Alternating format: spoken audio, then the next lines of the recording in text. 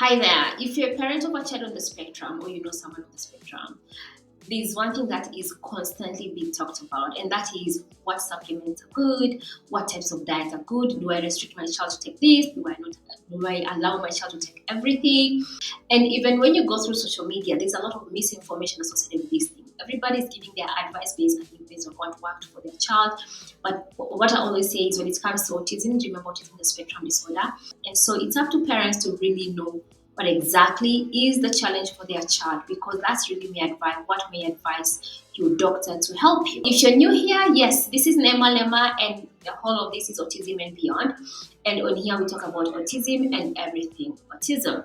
If you have not subscribed yet, please go ahead and do so. It really makes a difference in our young channel. Okay, and if you like this, remember to leave a like and leave a comment on the comment section.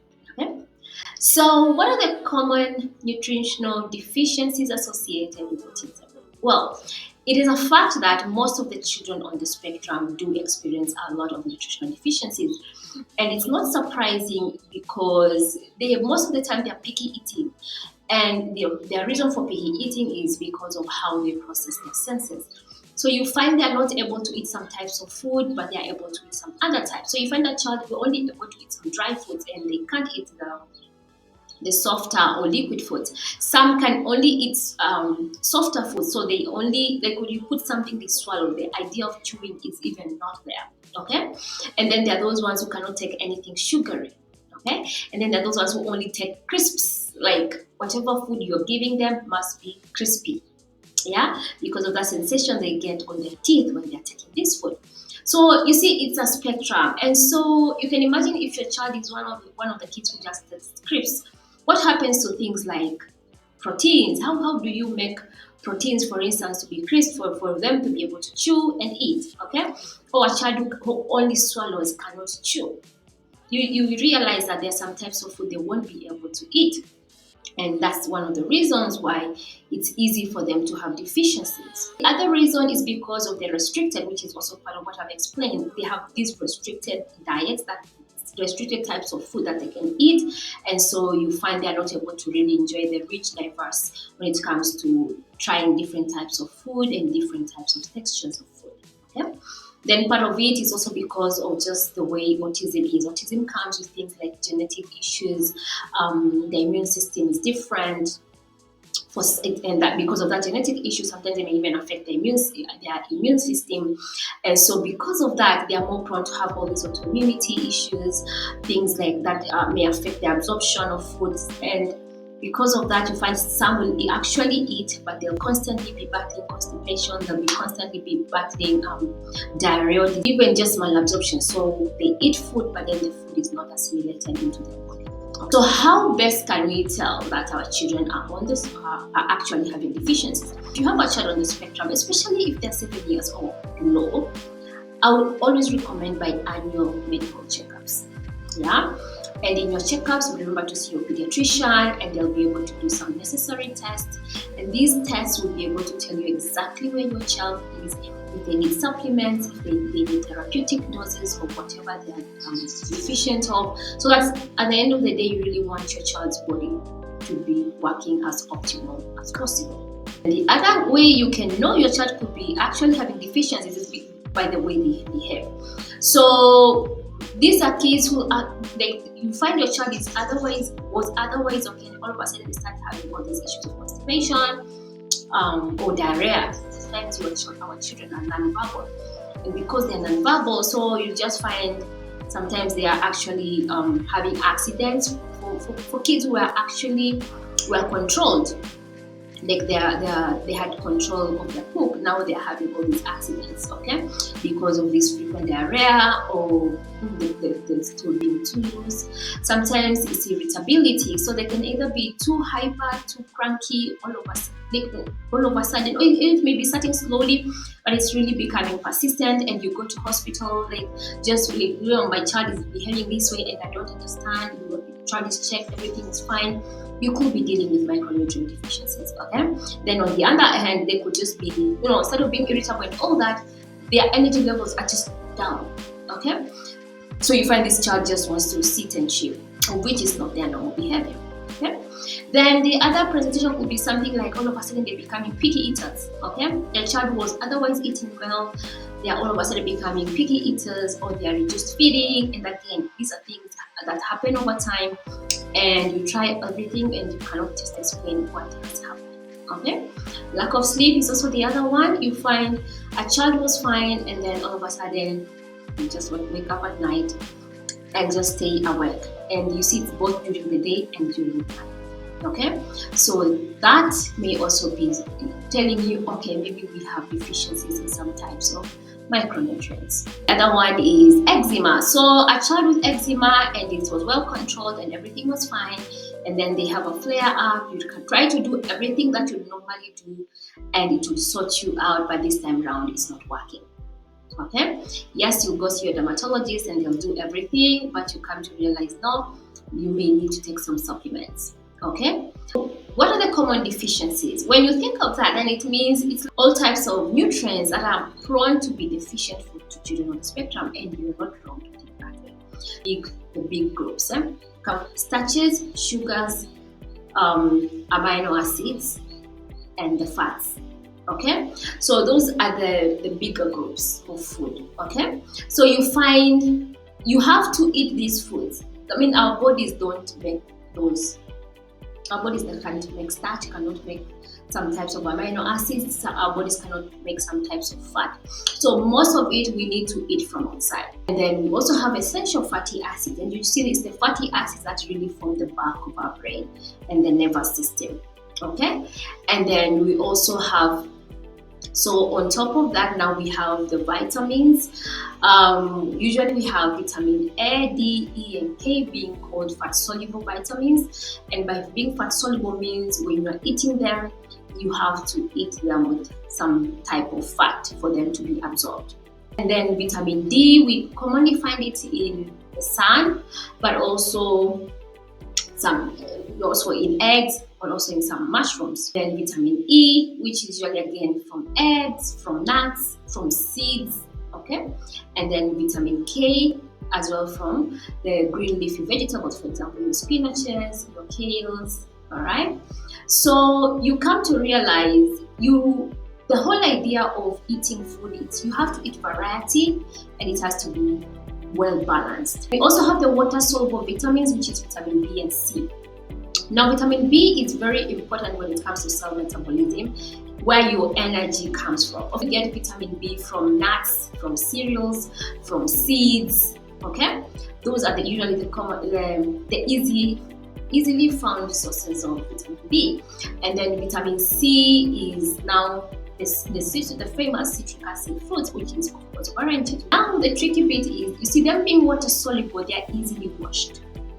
Okay, so these foods are very much affected with preparation. So that means whatever you are eating, if you're eating nuts or if you're eating oranges, take them as raw as possible. Juicing, you're reducing the amount of vitamin C in that process. Okay, now you can imagine for a child on the spectrum who is not able to chew, you find yourself that you actually have to juice, yeah, so that you're able to maybe use a straw or maybe a cup to drink, and therefore they may need to take more. So those are some of the challenges that come with autism that you have to be more conscious about. So even when you're feeding your child, you know you need to do something extra for them to be able to get everything in the food. So we move to magnesium. Magnesium is one of those micronutrients that you can easily go deficient, especially for children on the spectrum. And we get magnesium from things like red meat, okay, things like eggs, our leafy vegetables, okay. Then the other one is iron. Iron is again red meat as well, nuts, beans, the green leafy vegetables, and then zinc. Zinc again is nuts and seeds, spinach. What I'm saying is, in all you're eating, make sure you eat a lot of nuts, a lot of seeds, okay, red meat, green leafy vegetables, and oranges. Okay, and then now you choose your source of starch. Okay, so it's very important that you include, even when your child is having challenges in swallowing chewing and all that.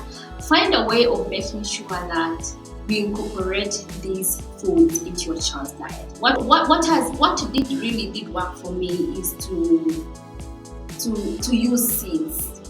I remember when my son was younger, I used to use seeds, and I would use different types of seeds and mix them in his porridge. Okay, of course, this doesn't now mean that you need to combine all types of nuts and all types of cereals and all that, because there's sometimes a reaction and some of these things usually cancel each other. The recommendation is you have to do a maximum of 2 grains, and once you've done a maximum of 2 grains and you've cooked your porridge, then you can add maybe 1 extra seed. Now it depends on the type of seed. My favorite seed is chia seeds. Chia seeds, it's called a superfood because it has literally everything we just talked about here. Of course, some things are more than others, but if you're able to give your child chia seeds every single day, you find you are able to really keep things optimally as much as you can. Okay. Then the other things is for the lipids. I prefer the plant sources of lipids, so you look at avocado, again nuts, and some types of seeds as well. And then we have some coenzymes. Coenzymes are things that really help our cells to function better, the energy powerhouse of our cells, mitochondria. Mitochondria is like the energy producing, it's like the powerhouse of the cell. Okay, so one of the theories of autism says that they have dysfunction in that area, and that's what really is affecting the cell functioning. Okay, and eventually the brain and all that. Okay? So CoQ10 is usually very clean. You check it out, but it's one of those things that is highly marketed. But again, if you are able to get to eat it in food, where do you get it? It's the same thing: seeds, nuts.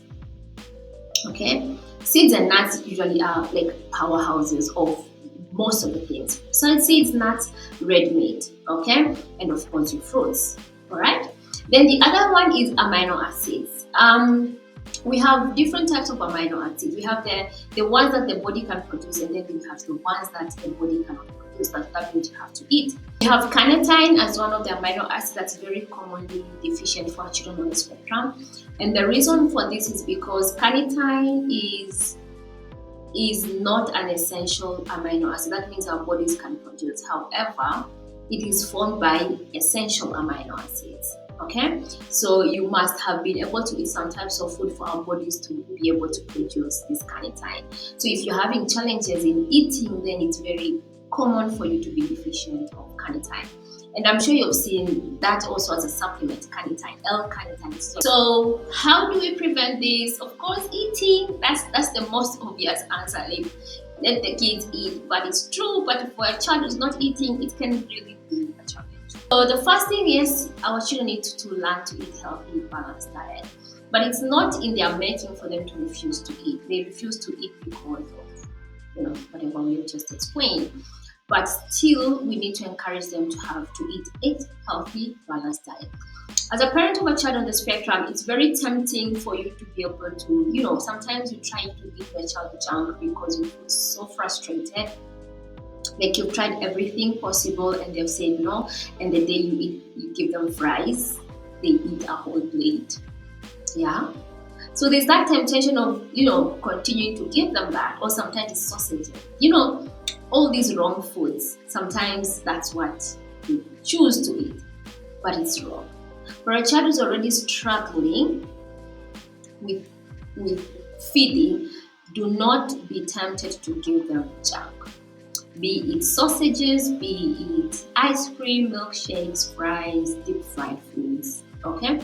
Avoid those, because if for any reason they are going to choose to eat those foods, you're in trouble. The second way to prevent is what I said again, healthy checkups. As I said, any child who's 7 or below, it's nice to have them being checked at least twice a year. Like vitamin D, calcium, iron. Some labs can even do the L-carnitine levels. They always say the easiest ones to be done is usually iron, calcium, and vitamin D. And some even zinc. If you do any of these tests and you're found to have deficient, then chances are even you're more likely to be deficient of the others. So what I always do is if I find you to be deficient, the next things I'm going to put you in supplements. The other thing is deworming, because number one, kids pick a lot from the floor and all those things. So deworming recommendation is we deworm you twice a year, every 6 months when you come for the checkup. We deworm you. For me, this is my favorite seeds, and my favorite seed is chia seeds. We take chia seeds. When my son was younger, he used to take chia seeds literally every single day, once or twice.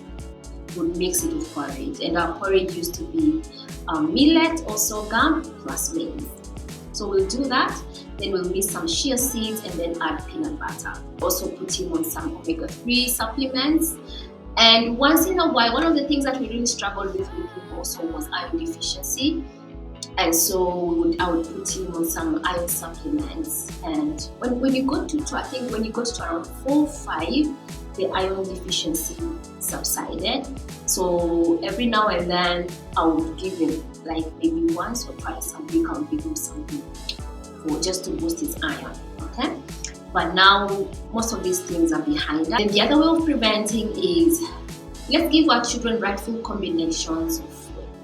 Now, it's tempting to say, oh my God, make my child, like, do I go to the milling shop and then, I make this one flour that contains literally everything. It's tempting to do that, but no, you're doing more harm, because then, number one, some of the nutrients will never be absorbed because of the chemical reactions. And then number two, the odds of allergies are high. Number three, even constipation, the odds of constipation are also high when you mix up. Okay? So make sure whatever you're mixing is arrived. I always say maximum of two grains when you're making food. Okay? And even when you're serving food, milk, I always say milk should not be given with any type of main meal. Okay? Even milk should not be used to prepare any type of main meal. Milk is a snack, it should be taken as a snack. Okay? So milk should be taken either 2 hours after meals or 2 hours before meals, but not at any point in time should milk be taken with meals. Okay? The other challenging combination, especially for children on the spectrum, is the milk and banana. I know we love that shake. However, for a child on the spectrum, that can be a bit too heavy to digest. And because of that, it kind of slows the digestion in a tummy that's already sensitive. That can be a bit too much. So some who recommend adding a bit of cinnamon or cardamom, but that comes with its own sense. The taste is different, the smell is different. Now for a child who's a bit sensitive on that, they may not be able to take that. Okay? So I would say avoid milk and banana shake. Okay? Then the other combination to avoid is dairy and beans. And the reason for that is because of a lot of gas. Okay? So if you're doing dairy, avoid beans. If you're doing beans, avoid dairy. Milk, by dairy I mean milk. Okay? So if you're doing beans, avoid milk. If you're doing milk, avoid beans.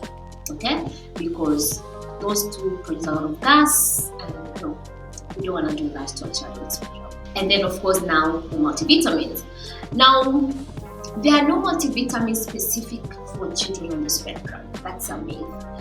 And so the multivitamins that you're going to buy for your child should be advised based on what deficiencies that your child have. And if your child doesn't have any deficiency, you may just pick multivitamins that are common to any child of their age. The purpose of supplement is to supplement. So they eat food and then they supplement. Now for a child who already has deficiencies, usually the first thing is you need to be treated for the deficiency. And once the levels have been normalized, that's when you continue supplements. Alright? So I hope this helps someone. Thank you, and this is Dr. Lema. Have yourselves a good evening. Bye-bye.